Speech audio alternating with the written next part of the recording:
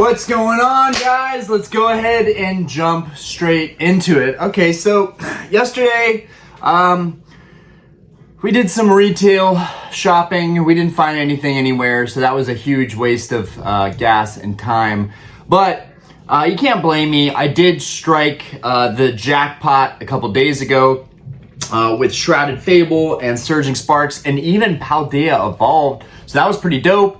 I also got some feedback about my editing skills, in which the case is that I have none, which is fine because it actually takes me way more effort. So in the future, I'll probably just edit a video if I need to change a diaper or just step out briefly. But anyways, let's go ahead and get into it. I didn't have any luck going to any stores, but I did sell the lot that I picked up recently, the big stack of cards I picked up recently. From that lot, I want to go ahead and preface that from that lot, I was able to keep 5 cards, but the lot only did $165, $170. I was able to keep these cards. The Stellar Crown Squirtle, I was able to keep him out of the lot for free. Well, okay, not for free. Let's get into that. The Eevee as well from Twilight Masquerade, I believe.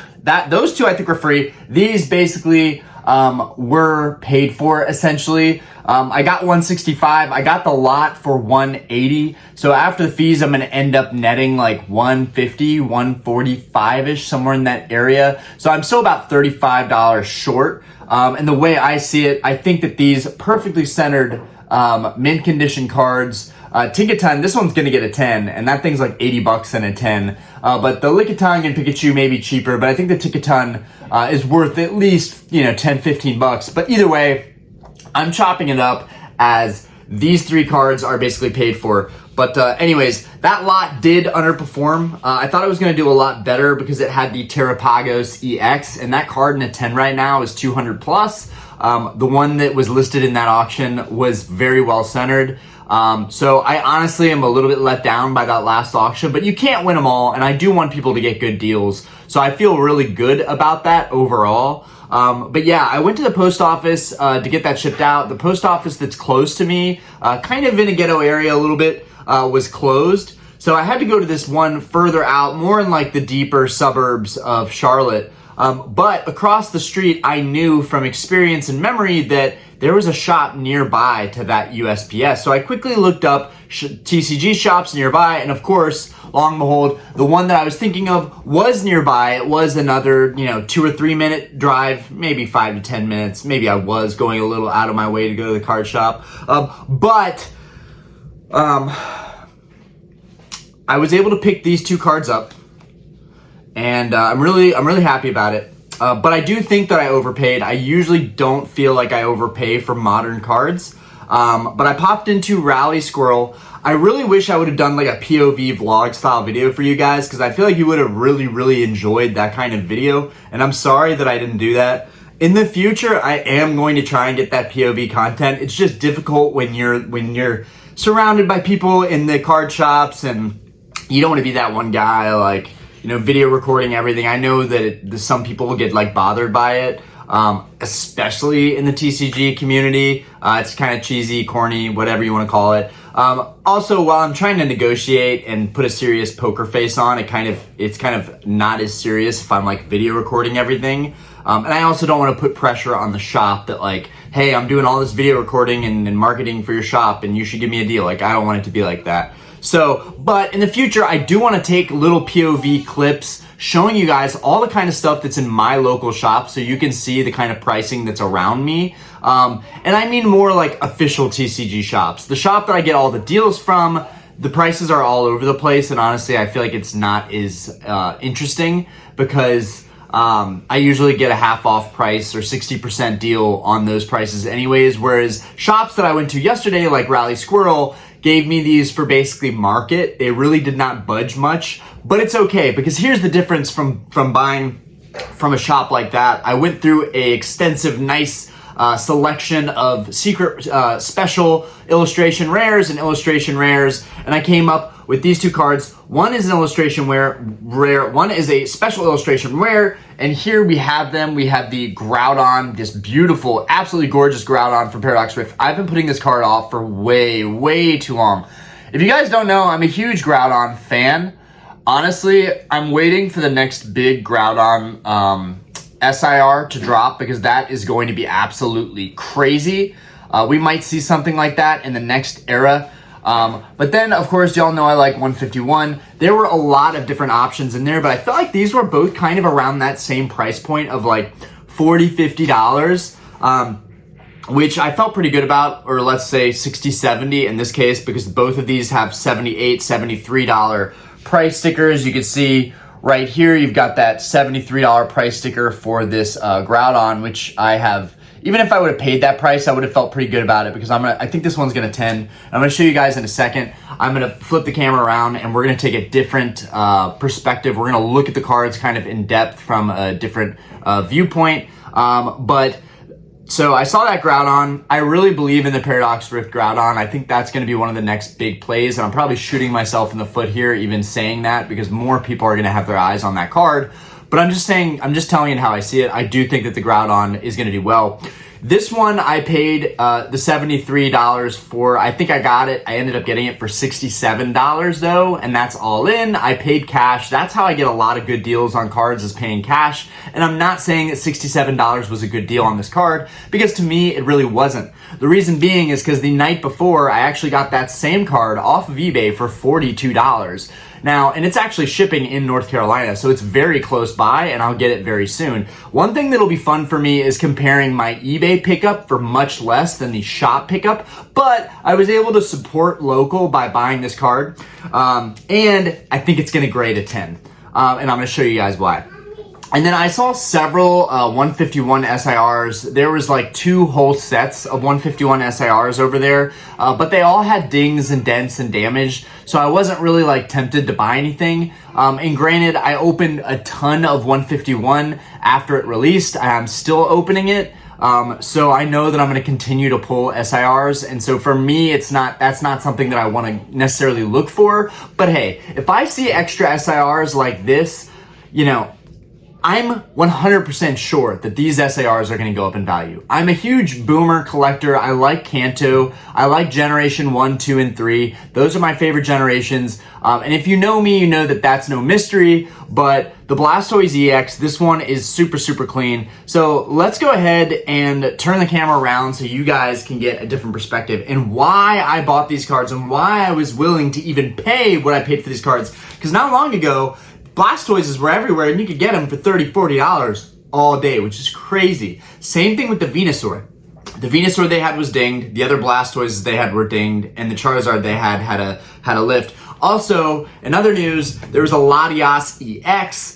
There was a beautiful Latias EX in there. Unfortunately, it had a big edge lifting going on, so I knew that it wouldn't 10. That was a bummer because that's the first one that I've seen in a local shop, but I just couldn't go for it, and they had it priced at $240. There was also one locally in Charlotte that they had listed for around $550. Unfortunately, the person had already sold it on eBay for like $700 or something ridiculous. So I think from here on out, I'll definitely be checking my Facebook Marketplace listings more often. While I don't feel it's a reliable place to shop, and I did waste about an hour of my time yesterday looking on Facebook Marketplace for deals, I do think that occasionally you will find something that slips through the cracks that someone is willing to just let go of, mainly because they pulled it and their cost basis is like nothing, right? I understand that most people want market, especially in this market, but I still think that there's room for deals.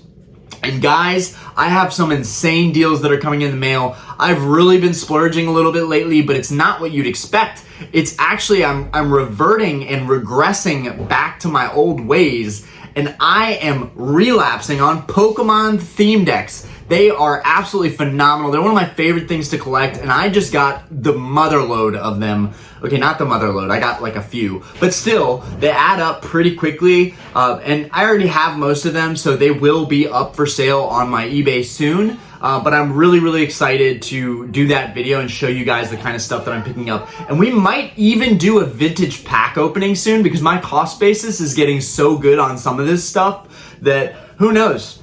I might open something if it's a heavy pack and I know that there's a hollow inside. It might be worth opening. One of the items that I've been looking at was a special gift set, And in that set, there's Team Rocket, Base Set 2, and Gym Heroes. And if you don't know, in Gym Heroes, you could get the Sabrina's Gengar. That thing in a 10 fetches a good amount of money. I also believe there's a Blaine's Moltres that fetches like $2,000 in a PSA 10 or more. And then in Team Rocket, you could get the Dark Charizard. If that thing hit, even a 9 would be fine. But if it hit a 10, that would be absolutely phenomenal. Literally every card in the Team Rocket set, if you can hit 10s on those, even the unlimited copies, it does well. And then of course there's Base Set 2, which I love Base Set 2. I don't say that enough, but I love that Base Set 2 was the beginning of like the Cosmo Holo Foil, and also it took that original Base Set, retroed it with the Cosmo Foil, so I think that's really cool.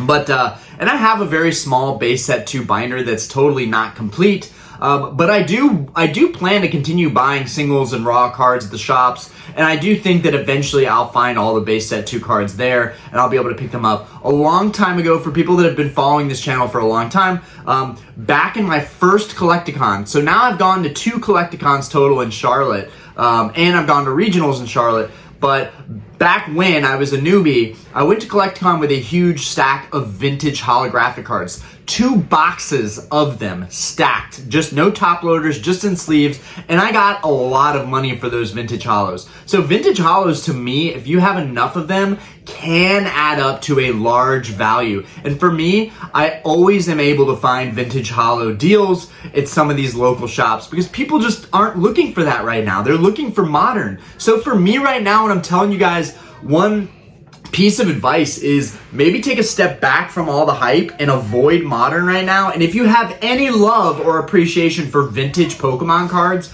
right now is a really good time to be looking at them. I feel like they are just flying under the radar. There are so many deals out there, and I can't say this as a whole for all of vintage, but I know with me, with all the theme decks that I bought this week, with Surging Sparks, Prismatic Evolution, Journey Together pre-orders beginning, the hype is real, the craze is real. Everyone is talking about vintage cards, modern cards right now. So I'm doing the play that no one's really paying attention to, and that is the vintage stuff. And I'm not worried about other people getting into that space because pretty much I'm a hawk with it. Like every listing that goes up for like a vintage theme deck, believe me, I'm on it. If it looks good, it's something that I'm interested in. I still believe in that market. And to further prove that point, even though I don't really want to because it's my niche, but it is validating. A lot of the theme decks that I collected most were in the 130, 150, all the way up to maybe 180 maximum for a lot of the theme decks that I was collecting a year or 2 years ago, or even 3 or 4 years ago, because now I've been in the hobby for that long. But since I came back into it. But one thing I'm noticing now is a lot of people are asking $300, $400, $500 for these same theme decks. And I'm catching on to it too, and I'm adjusting my listings as follows, but I'm seeing that people are asking way more for theme decks than they used to. So like, for instance, I bought something in 2022 that was $510. Right now, the best deal I could get on it was $675. Right? I'm not going to point out what that is because one of those items is coming in the mail that I have that I cannot wait to show you guys. But like, I'm definitely seeing gains across the board, and I've always done really, really well with my vintage stuff. It's always been able to bring back value and me be able to profit on it. Even without a reseller license and getting tax free and taking hits on fees on eBay, I'm still making money without having to go through all that or become an LLC, which I know many of you would say, Orion, why not just become an LLC or sole proprietor? That would help you. You could avoid paying taxes on every single thing. You're only hurting yourself. But I don't want to become an official business. I like that I have my eBay, and I'm fine with paying the fees on stuff. And you know what? If I buy that stuff and pay tax on it, so what? Maybe a show comes around, maybe there's a trade night and I can take it there to my local shops and sell it there. But okay, I'm sorry I held you guys so long. Let's go ahead and jump into the second part of this video so I can show you these beauties up close and why I bought them for the price that I did and how I think they're gonna do in grading. Daddy's almost done. All right, guys, so let's go ahead and talk about this Blastoise EX really quick. You guys can see it's absolutely beautiful. I'm gonna take it out of the top loader here in a second. This one they had listed at that $78 price point. I end up getting it for 67, buying the 2 cards together. But here it is. Here is that Blastoise. It's really, really well centered. As you guys can see, every single border pretty much looks like it's perfect. So this one I'm very confident will hit a 10. In a 10, this card is $300 or more. So for me, that was a no-brainer. I was actually going to trade this. I was going to do 400 and then 2 Blastoise and my Zapdos for the Latias EX. And that would have been a bad trade, honestly. I would have regretted it because these things are going to grade really well. There's like no weird thing. Like honestly, this thing is so clean. Let's look at the back though.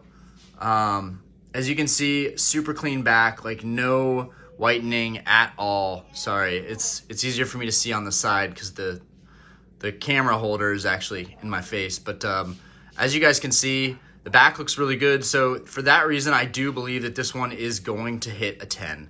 Let me know what you guys think. But this one was pretty easy in determining. I do think that this card is going to be a slam dunk. And honestly, I think a play in general will be finding 151 cards anywhere lately. And yeah, hold on, I gotta tap that.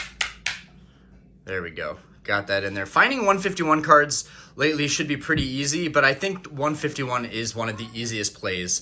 There's so many of these cards out there still. They're super abundant. Even the Charizard EX is still super abundant. I love this artwork. I love that Blastoise is deep underwater. I love how his eyes shine in the holo. That's one of my favorite parts about this holo is he just looks freaking menacing.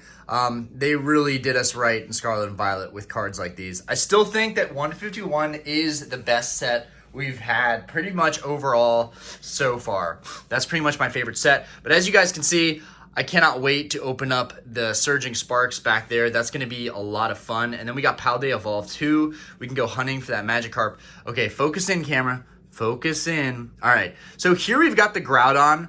At first glance, it looks like it's perfectly well centered. There is a weird factory kind of miscut almost a little bit on this corner. And to be honest with you guys, that's the only reason I think it might not 10. I am worried that PSA is just going to be like, nope, that's not a perfect corner right there. But guys, look at the card. Most of these IRs have some kind of like silvering on them.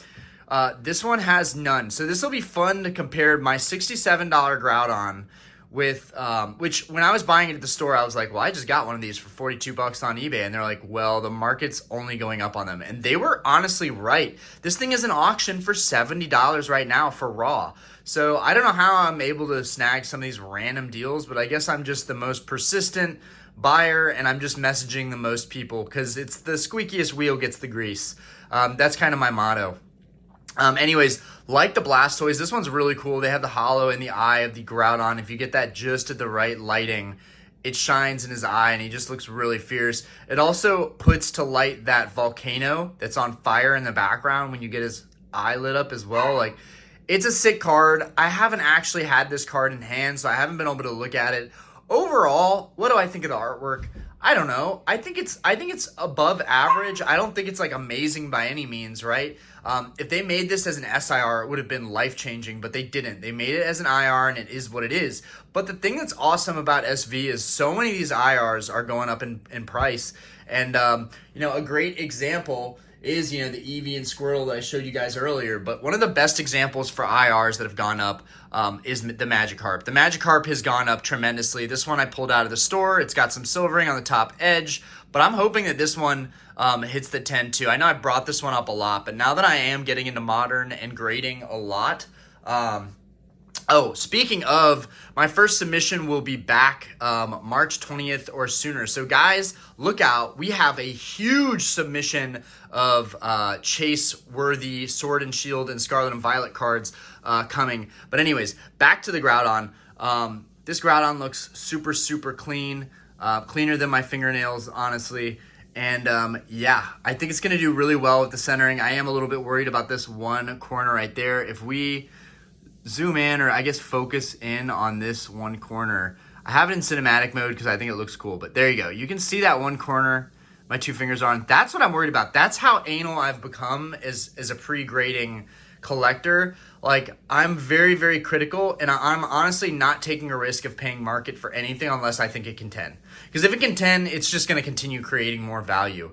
And what's nice about the Groudon is it's going for like 90 and a 9. So even if you're paying $70 with that $15 grading fee, you're pretty much still solid even if you get a 9 on this Groudon. And I won't cry about it if I get a 9, but I will be kind of shocked considering the back of this card is so freaking crispy clean. I have seen super off-centered cards with clean backs get 10s, and that's something that I'm convinced about. I'm pretty sure that as long as the back is stupid clean, even if the card is off-center, like PSA might not give it a 10, but for the most part, if the card is mint, and it's clean, and it doesn't have any dings, and it has a clean back with no white dots, like, why wouldn't they give it a 10? So this will be interesting because my first big sub, I definitely threw some cards in there that I didn't think would 10. But moving forward, I'm not taking any risks. I'm only sending the best of the best in hopes that I can start bringing a bunch of PSA 10 graded cards onto my eBay so that I can sell those to you guys and hopefully even provide some below market deals on those cards as well. All right, and yeah, that's pretty much all I had for you guys. I guess we can take the Groudon out real quick just to go ahead and look at it. It does look really, really nice. I'm very happy with it.